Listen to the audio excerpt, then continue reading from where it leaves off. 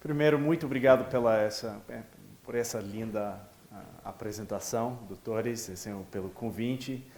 E, bom, também agradeço muito a presença de todos vocês, agradeço à universidade também por ter me convidado para falar com essa audiência distinguida.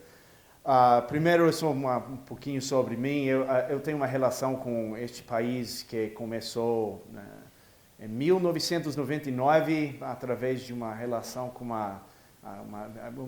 realmente o meu primeiro grande amor, uma carioca, na universidade. Mas é verdade, essa é a minha primeira vez aqui no país, foi para visitar a família dela.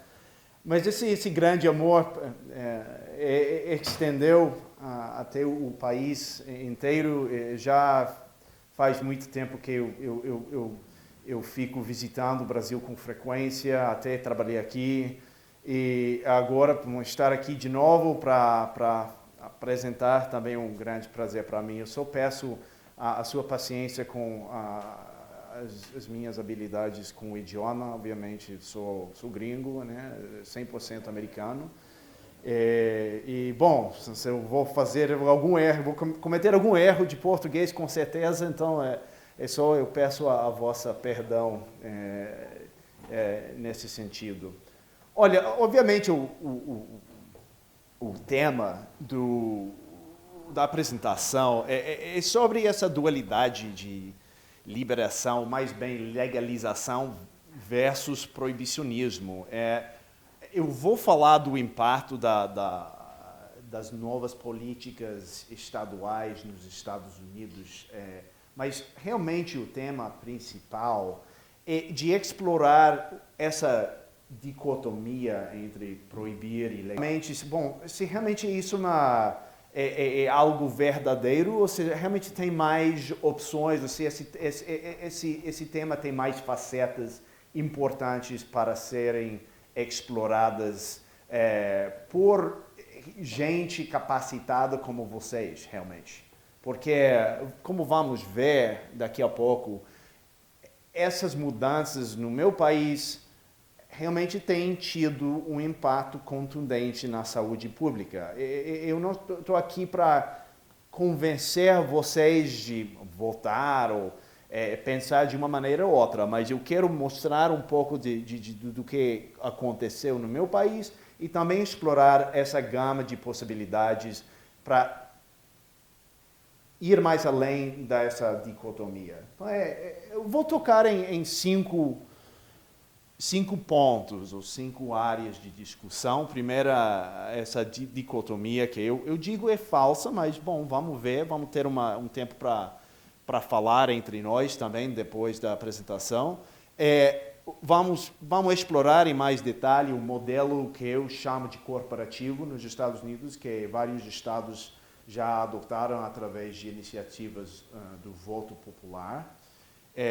Aquelas consequências, umas outras possibilidades, porque eu acho que ainda até agora, ainda hoje, nós como os cidadãos do mundo ainda não exploramos toda a gama de possibilidades nessa área da política, e também fazer umas conclusões e deixar aberta a conversa para perguntas, respostas, reclamações, etc. Então, o espectro típico dessa política ou dessa discussão, geralmente na mídia e na política, é entre duas opções, assim, que temos assim opção número 1, que é proibir e manter sanções penais e geralmente sanções penais que dá cadeia, né, pro consumidor, ou legalizar e comercializar a oferta e a compra da droga, como a gente tem com o tabaco, o álcool, né? Eu diria que tem muita coisa no meio.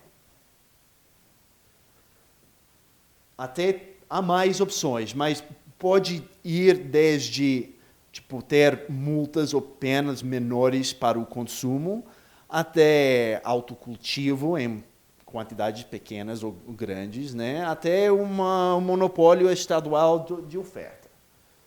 Mas é dizer, e vamos explorar tudo isso em mais detalhe daqui a pouco, é dizer que o debate que hoje em dia se manifesta no discurso popular é realmente pobre nesse sentido. É pobre porque ignora todas as possibilidades que ficam aqui no meio e também, segundo eu, pelo menos, estamos esquecendo de que uma vez que você chega até comercializar a oferta, que efetivamente é entregar a política às mãos do grande capital, né, dos grandes empresários, como estamos vendo já no meu país, e que certamente se vai mostrar se a maconha legalizada chegar a ter as proporções do álcool ou do tabaco, que são dois setores comerciais que estão dominados por umas poucas empresas multinacionais.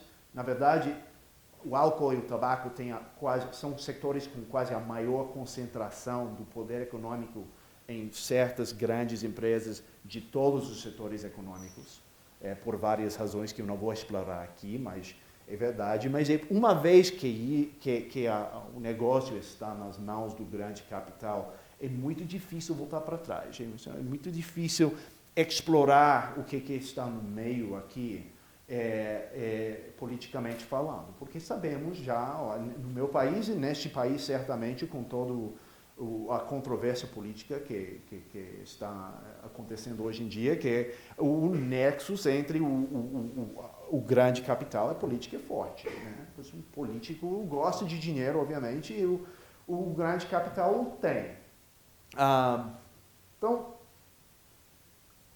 passando aqui para o segundo dos 5 temas, o meu país, os estados que já legalizaram maconha, adoptaram esse extremo, assim, a posição extrema neste lado da gama, né?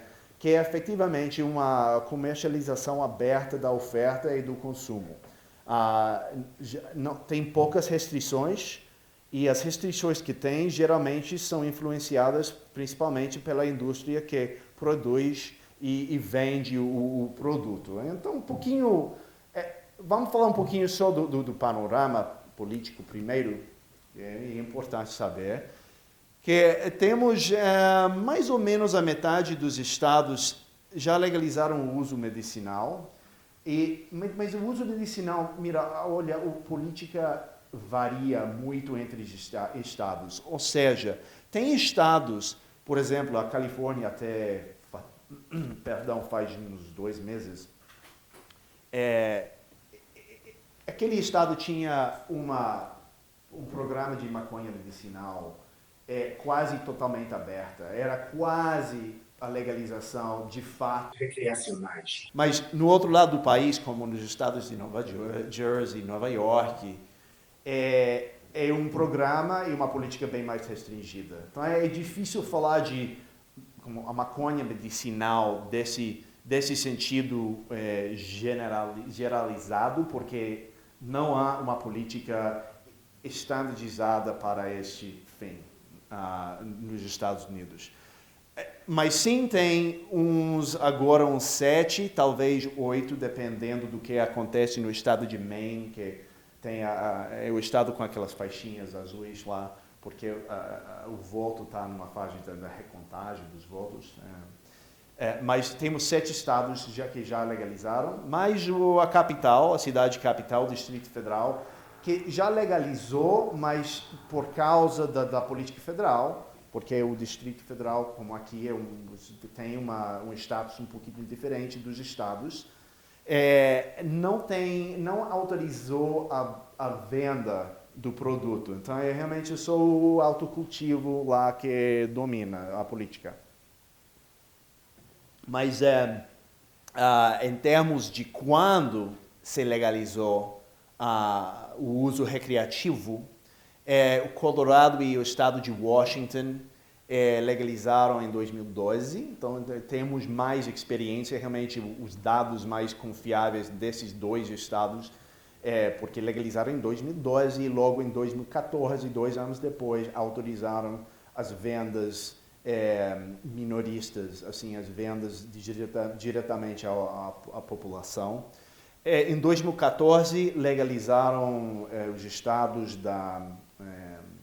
de Alaska e Oregon. E logo faz um mês, mais ou menos, legalizaram mais 3 estados, Massachusetts, Nevada e Califórnia. E logo Maine, cujos resultados ainda estão disputados. Assim tem. Falando do modelo corporativo que adotamos, são essas várias facetas das iniciativas populares que foram aprovadas e são altamente favoráveis à indústria que pagou para colocar essas iniciativas nas urnas. O sistema nos Estados Unidos tem, ou seja, alguns estados permitem a iniciativa popular para mudar a constituição do estado ou para promulgar leis. E acontece que você, para colocar a iniciativa nas urnas, você tem que pagar para recolher assinaturas da população, de várias, geralmente como uma porcentagem da população habilitada para o voto, né, que tem direito de votar. E é caro, o processo é caro, custa. Então, geralmente, são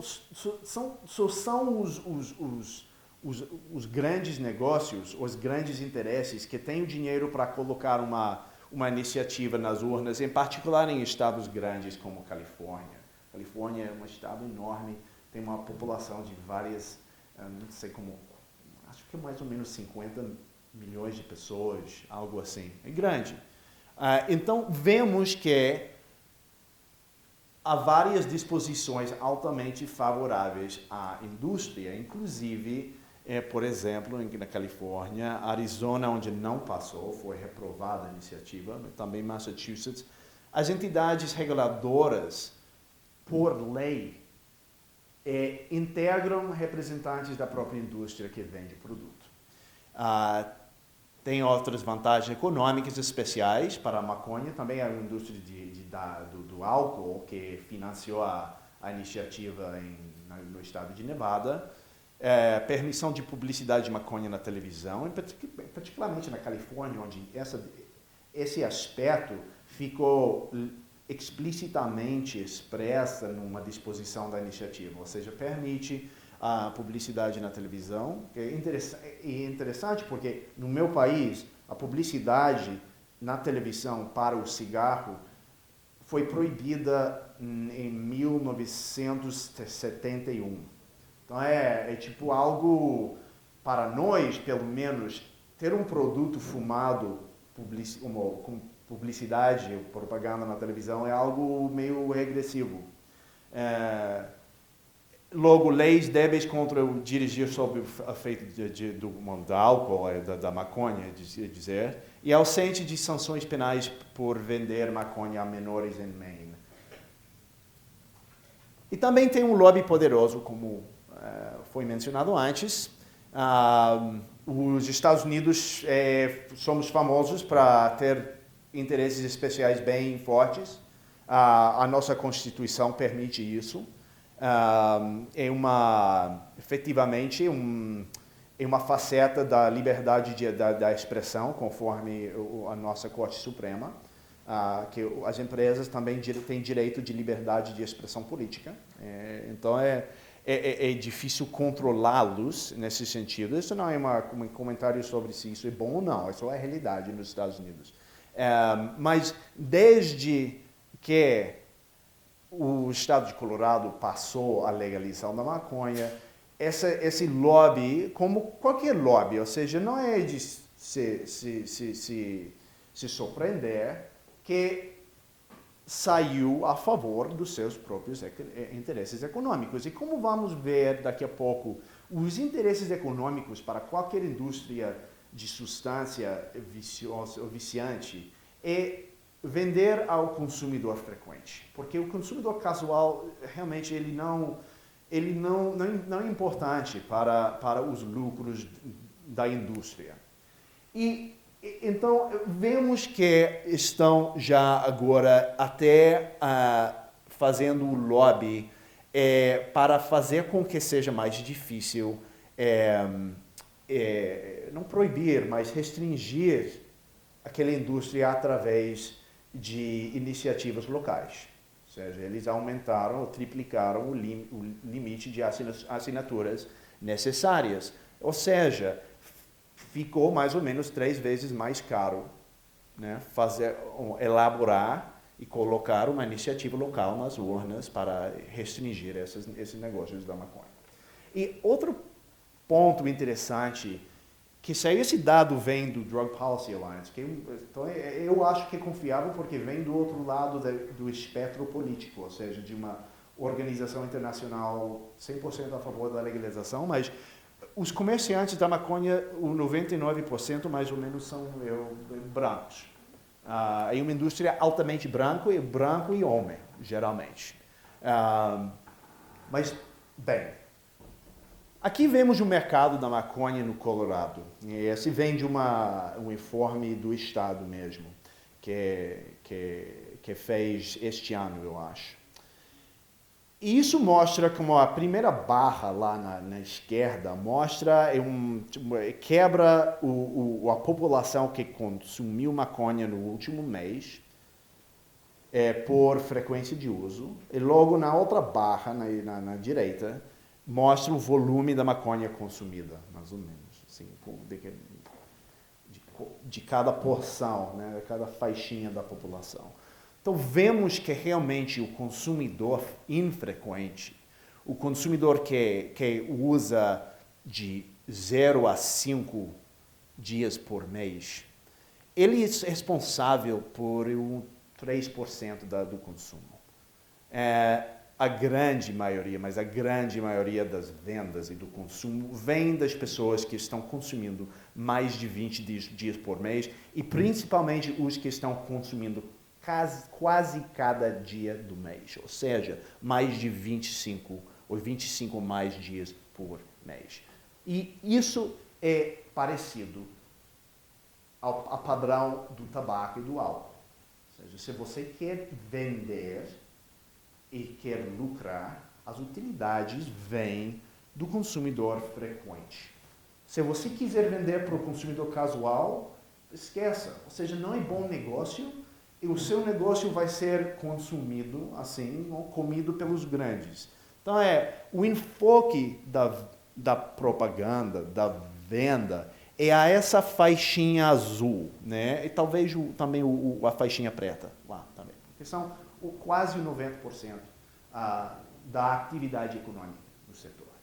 Então, quando se fala de um lobby, quando se fala de uma indústria da maconha com fins de lucro, né? Estamos falando de vender, de fomentar o consumo frequente, mas bem frequente. E isso também, como sabemos, assim, também isso não é algo disputada, que a dependência química com a maconha e com qualquer outra substância viciante, geralmente, né? Como o consumo problemático, a dependência, geralmente vem do consumo que acontece cedo na vida, né? Na adolescência. Ou seja, quando a pessoa já não ainda não é adulto, uma pessoa já tem menos de 25 anos, mais ou menos. Então, como sabemos com a experiência com o tabaco, também quer dizer que se você quer ganhar dinheiro, se você é um investidor, você não tem qualquer amor pela maconha, você só quer ganhar dinheiro, que é uma coisa respeitável, não estou criticando, mas fazendo um investimento também importante para cultivar o consumo frequente, ou para capturá-lo, pelo menos. Você tem que enfocar na população mais jovem. É bom negócio. E se o Estado permite, qual é o problema? Assim, desde o ponto de vista de um investidor. Não é crítica, a lei permite, então por que não fazê-lo? Porque desde esse ponto de vista é de onde vem o volume de vendas. Né? Então, e por isso vemos aqui que os produtos comestíveis da maconha já são 50% mais no mercado da maconha no estado de Colorado. Por várias razões. Bom, primeiro, porque é mais atrativa para um jovem, um consumidor jovem. Segundo, porque são altamente poderosos esses produtos, porque já são feitos com a concentração, um concentrado do THC, que é extraído, né, da planta, e você pode variar a potência do produto conforme o desejo dos consumidores, que geralmente é para um produto com potência mais alta. Esse produto geralmente tem uma potência entre 30% e 70% THC. E também se vende o concentrado puro, também, que atinge até o 99% de potência. Parece um cristal. Mas é a metade ou mais que a metade no mercado em Colorado, e essa faixa, o porcentagem no mercado vem aumentando cada ano, porque são populares e também são produtos facilmente consumidos de uma forma escondida. Ou seja, eu posso ficar aqui sentado com vocês, comendo um gummy bear ou um doce, e me drogando, e ninguém vai se dar conta, né? Ou seja, pelo menos não inicialmente. É bom para quem quer consumir no trabalho, é bom quem quer consumir sem fumar também. E também é uma coisa mais agradável, acho, que fumar, assim, para o consumidor. Outra tendência que se nota também é que, geralmente, o pesquisador da organização RAND são menos formados e mais pobres, como o cigarro. Ou seja, quem consome mais geralmente tem menos formação e ele tem menos dinheiro, menos renda média, né? E 1 em cada 6 consumidores gasta mais que 1/4 dos seus ganhos em maconha. Isso de novo, assim, é uma coisa que o consumo frequente, assim, essa faixinha azul, ele se manifesta mais entre essas faixas da população, como o tabaco. Também tem uma presença grande de maconha nos 2 estados. Tem mais negócios de maconha que Starbucks ou McDonald's nos 2 estados. Isso também é difícil separar, só para ser transparente, o número de lojas com o número de cultivos e centros de distribuição, porque às vezes, com frequência, eles são colocalizados. Mas é uma presença grande e vai aumentando cada ano também. É popular, a substância é viciante, né? Então, e o Estado realmente não restringe muito o número de lojas, ou seja, geralmente não tem um teto para o número de lojas lá nos estados. E também sabemos que desde faz uns 40 anos, a indústria da tabaqueira já mostrou interesse na indústria da maconha. Esses documentos vêm de casos jurídicos contra a indústria tabaqueira, são do fim dos anos 60, já quando a legalização virou tema, né, pela primeira vez, tema político. Mas tem muitos na indústria que acham, não é uma teoria, mas é uma teoria compartilhada por gente em toda essa gama política sobre o tema, que uma vez legalizada ao nível federal, que a indústria tabaqueira vai atuar. Temos alguns dados sobre isso. Primeiro, desde a década dos 90, o Philip Morris começou a adquirir direitos da propriedade intelectual sobre a maconha em vários países. E já outra empresa, Japan American Tobacco, if I'm not mistaken, já fez investimentos bastante grandes nos vaporizadores. Mas numa empresa que é bem conhecida para vender vaporizador para o consumidor da maconha. É uma empresa cujo negócio é bem focado no consumidor da maconha também, porque também se pode vaporizar esses produtos, esses concentrados, como essas pedras, ou é uma resina mais ou menos, né, que tem potência de 70, 80, 90, 99% conforme a qualidade e a puridade do produto. Né?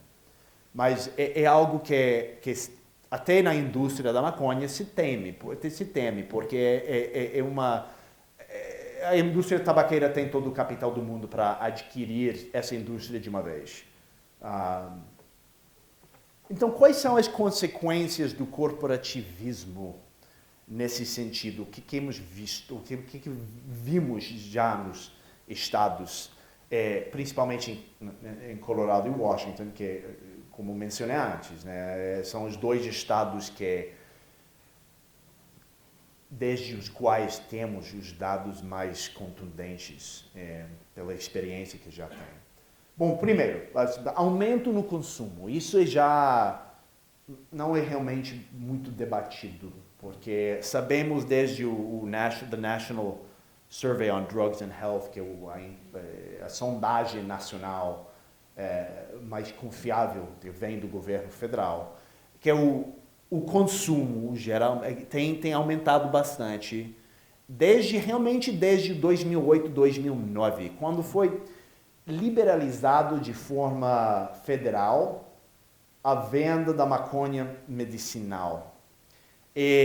Porque emitiu o Departamento da Justiça estadunidense um memorando efetivamente dizendo que o governo não ia intervir nessas vendas.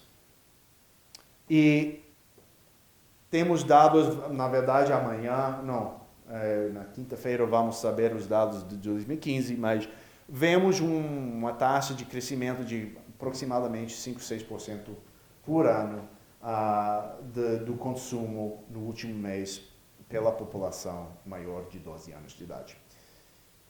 Se quebrarmos os dados por estado, vemos que, também com a mesma população, vemos que o consumo nesses dois estados é maior e está aumentando mais rapidamente do que a média nacional.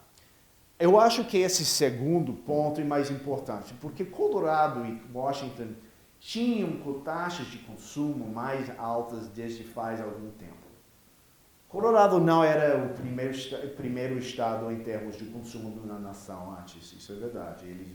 Eles foram acho que era a 10ª posição até posição número 1, no espaço de mais ou menos 10 anos. Mas o interessante é que o crescimento médio por período é muito mais, de 2, 3 vezes mais que o promédio ou a média nacional. E se observa a mesma tendência entre os menores de idade. Até o consumo entre menores de idade, a média nacional, a gente vê efetivamente um patamar mais ou menos estável. Até uma diminuição do consumo, mas nos outros estados esses não. É um aumento, até no Colorado, um aumento bastante alto. Uma teoria, obviamente, tem várias teorias sobre isso, mas é que a acessibilidade do produto e a normalização do consumo dele vem aumentando. Aí eu admito abertamente que eu fumei maconha umas poucas vezes na minha vida, mas tive que declarar isso ao meu governo quando entrei no Departamento de Estado, então não tenho nenhum problema em falar isso para vocês. Mas eu sei que, falando para mim mesmo, se o produto estivesse acessível assim de uma loja, teria sido bem mais fácil. Eu acho que eu teria usado muito mais. Então, isso eu só estou falando para mim mesmo. Outras pessoas vão dizer, vai ter experiências diferentes, mas é uma teoria, pelo menos, porque você vê um aumento de consumo. Assim, outra teoria que se vê discutido na mídia é que a alta potência dos produtos vendidos no estado de Colorado está provocando uma taxa de vício mais alta. É uma teoria ainda não explorada muito, mas se fala assim no último informe do Surgeon General dos Estados Unidos, que foi emitido faz uma par de semanas, até abordou esse tema. A informação que temos sobre o poder viciante da maconha vem dos anos 90, mas os melhores estudos sobre isso que temos, pelo menos no meu país. E vem de uma época quando a potência média do produto era bem menor que hoje. Mas não sabemos ainda se a potência mais alta do produto provoca tendências de consumo mais frequentes. Mas é possível, não sabemos. Sabemos, assim, ordenando os estados por taxa de consumo e logo vendo-os coloridos por política, que os estados com uso legalizado têm taxas de consumo bem mais altas, em geral. Agora, passando a outros temas, vemos que os acidentes fatais relacionados com a maconha, o uso recente da maconha também, no estado de Washington duplicaram, desde que iniciaram as vendas lá em 2014. Esse vem de um instituto bem reconhecido nos Estados Unidos sobre automobilismo, que fizeram um estudo bem de fundo sobre o assunto. Vemos a mesma tendência no estado de Colorado, isso é um incremento bastante médio de 14%.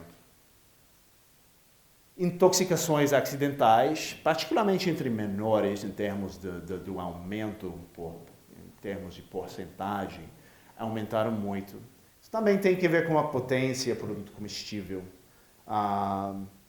Mas é que criança entre 0 e 8 anos de idade, ele não vai, criança assim não vai fumar, né?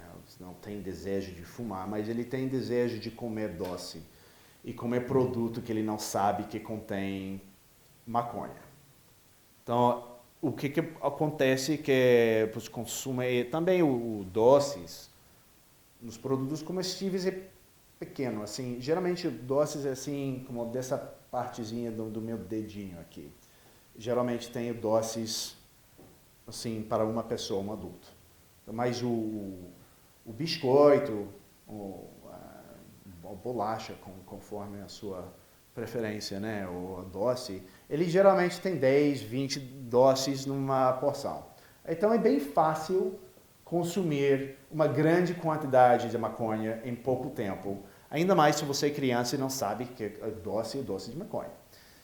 Também algo que já vimos nos hospitais do Colorado, tem um hospital na cidade de Pueblo, cujos diretores disseminaram que já agora a metade dos recém-nascidos tem testes positivos para o THC.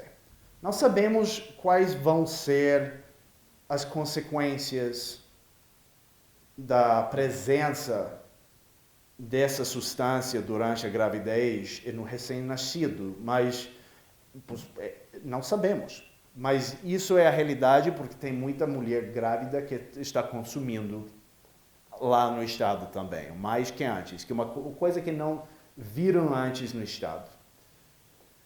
Outra tendência é mais enfocada no impacto conforme a raça ou etnicidade da pessoa. Esses aqui são dois mapas da cidade de Denver, capital do Colorado. No primeiro, no lado esquerdo, vemos a cidade colorida por bairro conforme a renda média, que os bairros mais escuros têm uma renda mais alta. E os pontos são os negócios da maconha. São quase todos nos bairros pobres. E se vemos o outro mapa, em que os bairros estão coloridos por raça ou grupo étnico, vemos que quase todos estão localizados em bairros latinos ou afro-americanos.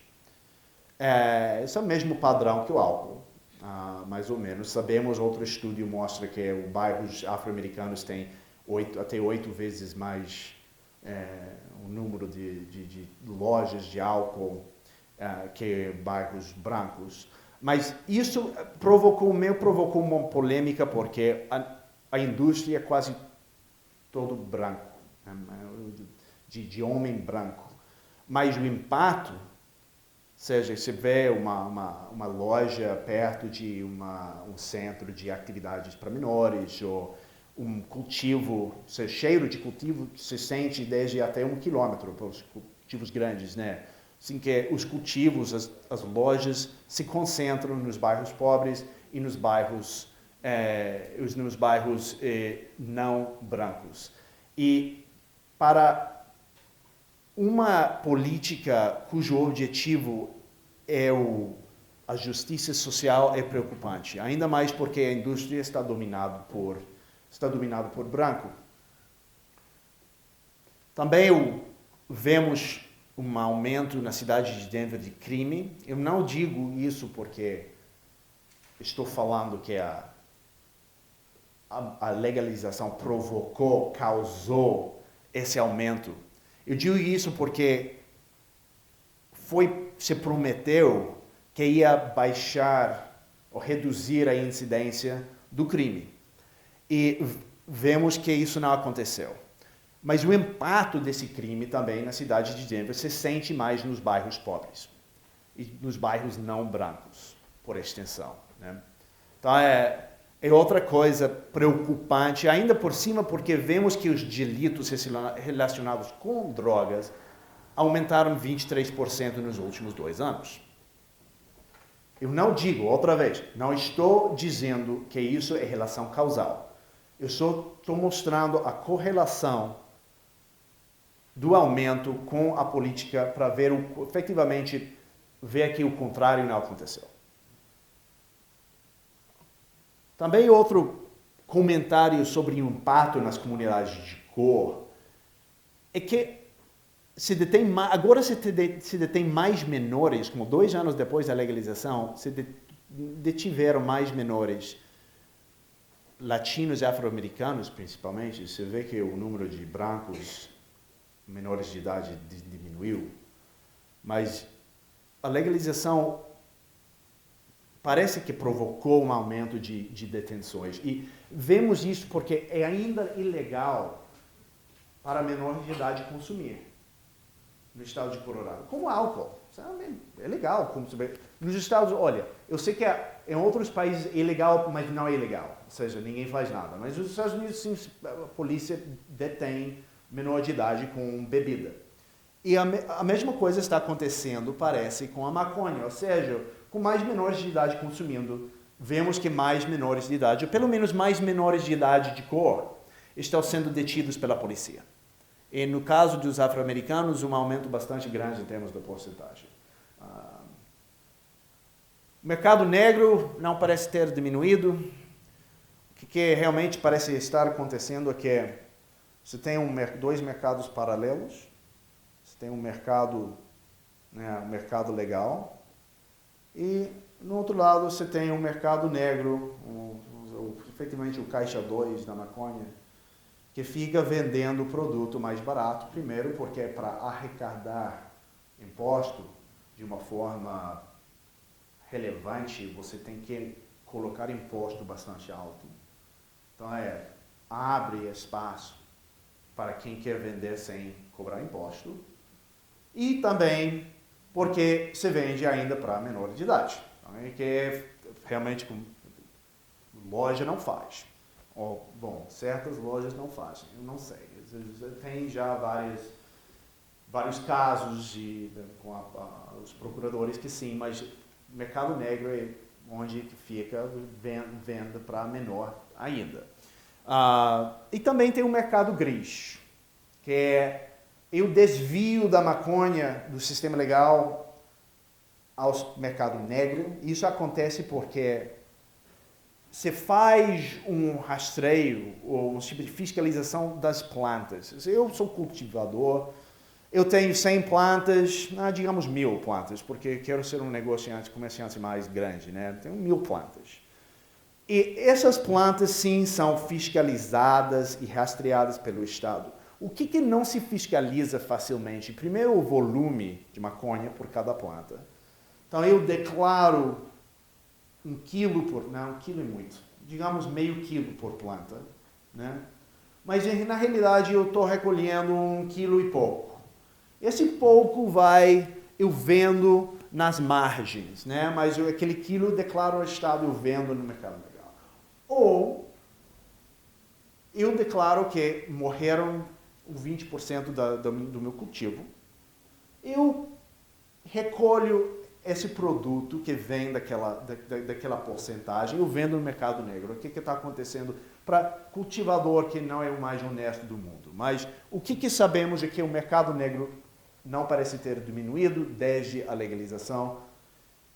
Não sei se vocês conhecem o Craigslist nos Estados Unidos, mas eu invito a qualquer um de ir lá no Craigslist, da página do Craigslist de Denver, e pesquisar maconha em inglês, né?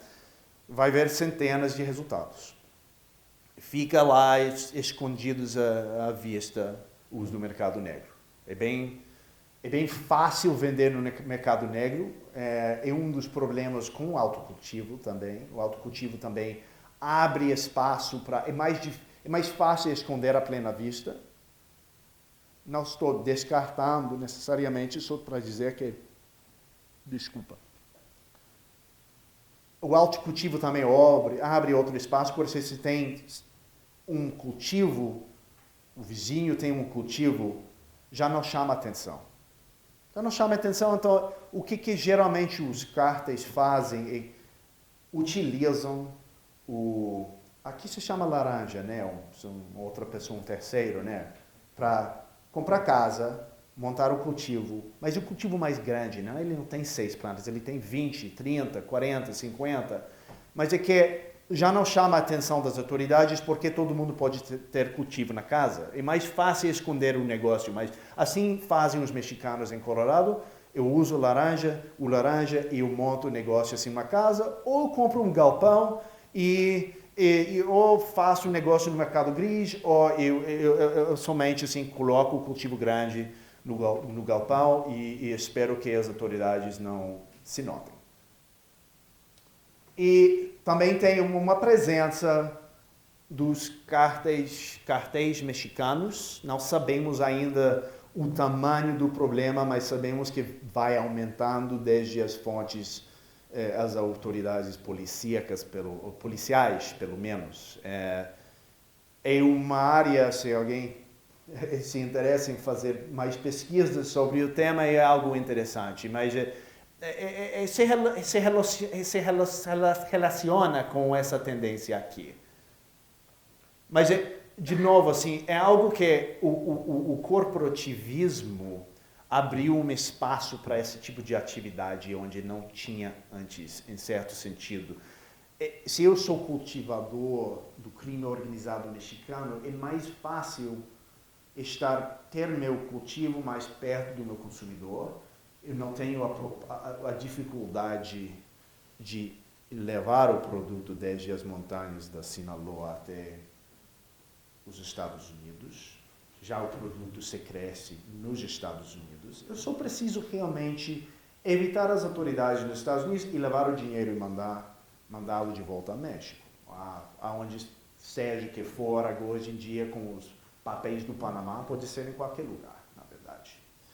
Mas faz sentido desde ponto de vista, pode ser uma das razões pelas quais o volume de maconha cruzando a fronteira parece ter diminuído. Não sabemos ainda, mas é uma área de pesquisa aberta ainda. Bom, agora eu vou falar um pouquinho das outras possibilidades. Aqui há muito detalhe, e não quero assim mergulhar tão profundamente nele, mas eu quero abrir uma discussão, porque tem, como falamos, tem muitas outras opções aqui. Sabemos dos casos mais populares, mais bem conhecidos, são o da Holanda, que tem uma descriminalização, como quase uma legalização de fato, quase não, dependendo. É o Portugal, que é um modelo mais de descriminalização. Mas, olha, uma coisa interessante aqui que é o problema nos Estados Unidos, pelo menos, não é o número de presos que estão presos só pela posse da maconha. O problema é mais com a detenção da pessoa, primeiro. A detenção pela pessoa que hoje em dia, na época da internet, é uma coisa que, efetivamente, você fica com a ficha suja, né? Para toda a vida, pode perder acesso ao recurso público. Se você fica com a moradia pública, pode prejudicar esse acesso. E também o problema para as pessoas que estão num regime de liberdade condicional. Como que a detenção pode provocar que você regresse à cadeia.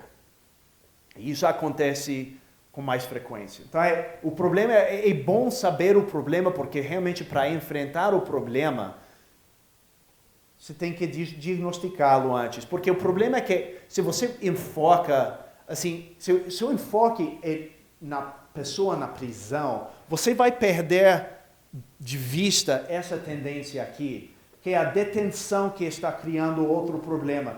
Embora a pessoa, mesmo que a pessoa não fique na cadeia, não fique na prisão, ele tem problema com o contato com a polícia, pode prejudicá-lo de certa forma. Então, é só importante diagnosticar o que realmente acontecendo, porque se o enfoque é na posse, só na posse, sem outra atividade criminoso, você vai perder o problema central, que não é esse. Também outro problema é o crime relacionado com o consumo ou com o vício. Ou seja, a pessoa que rouba para pagar a droga, etc. Aí você enfrenta outra dificuldade, porque você agora tem na balança o consumidor, seus direitos, e a necessidade de oferecer alternativas para o cara que só realmente tem a base do atividade criminosa e o vício, e os direitos da vítima. Aí, como que a pessoa que consome e logo mata alguém numa via pública, com o carro, né, num acidente vial, etc. Aí é outra complicação, mas a posse, assim, a prisão pela posse, pelo menos nos Estados Unidos, não é o problema central. O problema central é outro. A evidência que temos, conforme o que falei, assim, é que países que adotaram políticas de descriminalização, assim, se situam entra numa gama também. Assim, pode ser como um país onde o consumo é quase de fato legalizado, até um padrão que é uma política onde o consumo ainda implica algum tipo de pena. Pena administrativa, multa, etc. Que é mais um modelo meio português, de certa forma. Tem muitas sutilezas, é um tema muito complicado, por isso, e nos Estados Unidos ainda mais porque as leis variam conforme o estado. E até conforme o condado, dependendo. Então, você mergulha meio numa mar de políticas. Obviamente, Holanda tem uma tolerância pelo consumo e vendas de pequenas quantidades em certos lugares determinados. Agora, desde faz alguns anos, somente residentes do país, em geral, podem comprar. E a cultivação de menos de 5 plantas geralmente não implica penas criminais. O que acontece, geralmente, a polícia pode tirar o cultivo. E se você tem mais de 5 plantas, geralmente você está sujeito a penas de prisão, de detenção, etc. E essas leis têm sido endurecidas ultimamente. Desde que a experiência da Holanda começou nos 70, mais ou menos. Eles têm tido problemas com um aumento de consumo. E esse país está tentando encontrar um equilíbrio que mais lhes convém. Mas Quer dizer que, ultimamente, vimos um endurecimento dessa política aqui. Outro modelo é português. Consumo de droga, não só maconha, mas de qualquer droga, é efetivamente descriminalizado de certa forma. É uma infração administrativa. Consumidores são referidos a uma comissão, efetivamente, que oferece serviços sociais e o usuário é avaliado. Mas o tráfico, a venda, etc., toda a distribuição é crime ainda. Se vemos na Europa, em geral, temos mais ou menos 3 categorias de descriminalização, de política. A legalização de fato, mais ou menos. A descriminalização com mais pena administrativa ou pena menor, como Portugal. E países em que sigue sendo ilegal. Que inclui a Suécia, é interessante, como que é um país muito progressivo. Mas a Suécia também tem um enfoque, por exemplo, isso não quer dizer necessariamente que o enfoque da política do país é a prisão do consumidor. Que a Suécia também tem uma política bem enfocada no acesso aos serviços sociais, utilizando a polícia, de certa forma, como um via de acesso também para o consumidor problemático. Então, as categorias são simples, né? Assim, mas dá para mostrar que os primeiros 2 categorias têm uma taxa de consumo médio mais ou menos parecido, mas os com a legalização de fato tem um índice de consumo entre menores pelo menos mais alto. Então, não é um efeito causal, mas o que a gente vê pela evidência. Também, como se estrutura outra vez, leis débeis mostram consumo entre menores um pouquinho mais alto, que é os com leis mais rigorosas. Outra vez, sabemos que essas categorias são simplificadas. É uma área que requer muito mais estudo, porque também isso é só um dado, assim, é consumo entre menores, que sabemos que não é algo benéfico, ou beneficial, mas também não é o único critério para uma política. Há outros modelos também. Esse modelo vem de um condado de Flórida, que é basado em acesso aos serviços sociais, com o tribunal fazendo, monitorando o caso. Mas a ideia é tirar a possibilidade da prisão pelo consumo. New Jersey também tem efetivamente, consumidores de quantidades pequenas para o uso pessoal recebem educação sobre as drogas, ou se o tribunal acha necessário tratamento supervisado.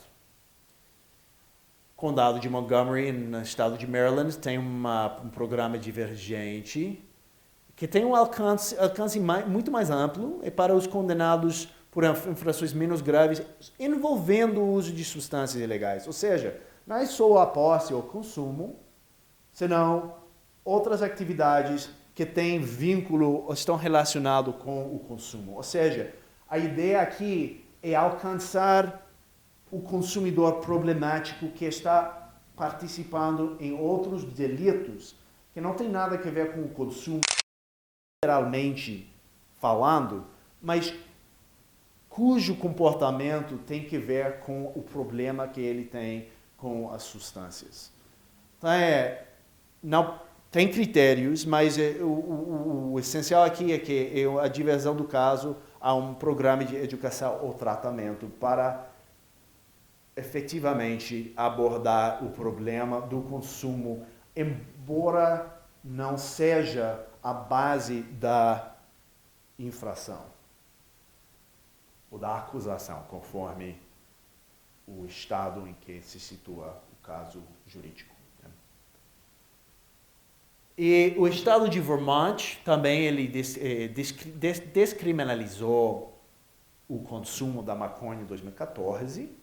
Agora é sistema escalonado de multas para o consumo, que começa com $100 e vai aumentando até 500, se não me engano. E também com o cultivo de quantidades pequenas, você vê a mesma escala de penas. O tráfico ainda é legal e da cadeia, em certos casos, o juiz tem efetivamente qual é a palavra que eu estou procurando?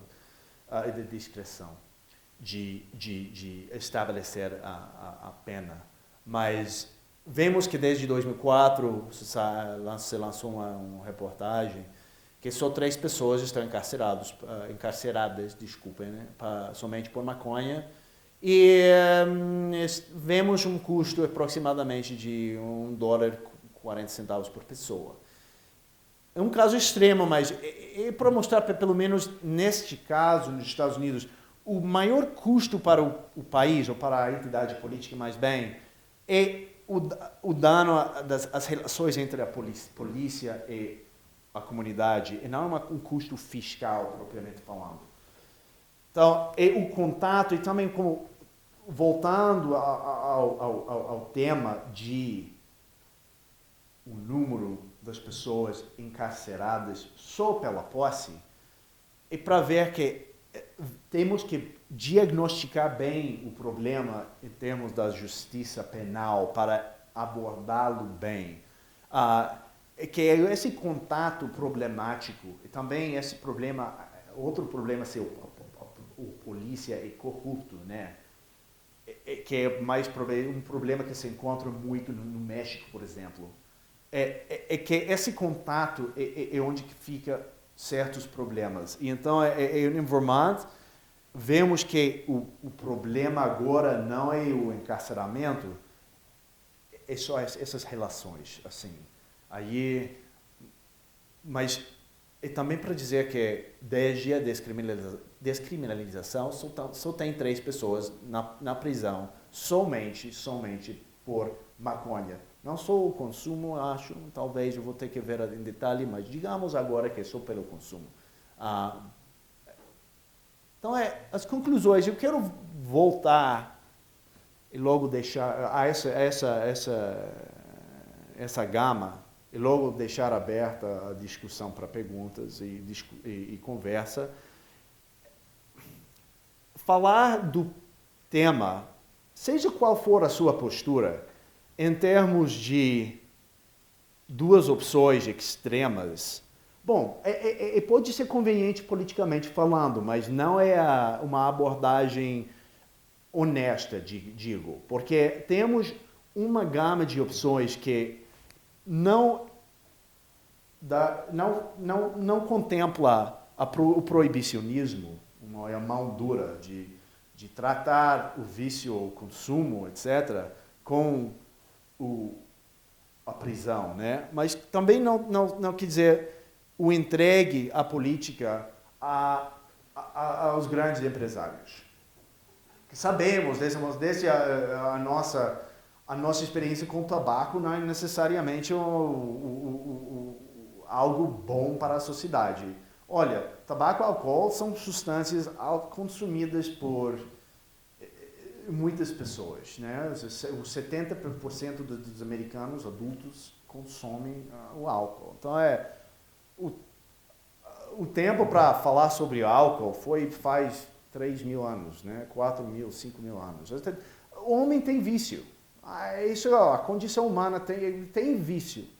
Mas a gente tem que perguntar se a melhor maneira de abordar um terceiro vício, digamos, pelo menos com as substâncias químicas, se as únicas 2 opções são proibi-lo, sim, com a mão dura, ou entregá-lo 100% aos que querem lucrar e ganhar dinheiro.